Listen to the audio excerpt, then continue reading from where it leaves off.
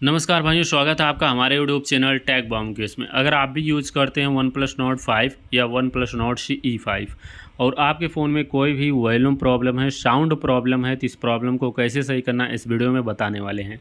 सबसे पहला काम होगा, आपको अपने फ़ोन के सेटिंग्स में आना है।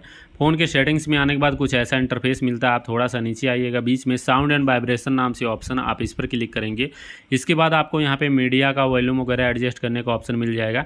यहाँ पे रियल साउंड टेक्नोलॉजी नीचे मिलेगा, आप इस पर क्लिक करके बहुत से ऑप्शन मिलेंगे, तो आपको स्मार्ट वाले ऑप्शन पे क्लिक कर देना। जो ऊपर स्मार्ट का ऑप्शन है इसी पर आप क्लिक कर दीजिएगा। इसके बाद बैक आ जाइएगा, पूरा बैक सेटिंग में, और सबसे ऊपर आप सर्च बार देख रहे हो, आपको सर्च बार पे क्लिक करना है। यहाँ पे क्लिक करने के बाद आपको सर्च करना मोनो, मोनो लिख के सर्च करिएगा। मोनो ऑडियो नाम से ऑप्शन मिल जाएगा, मोनो ऑडियो पे क्लिक करेंगे। यहाँ पे मोनो ऑडियो का ऑप्शन आपके फ़ोन में बंद होगा, आप इसको ऑन कर दीजिएगा।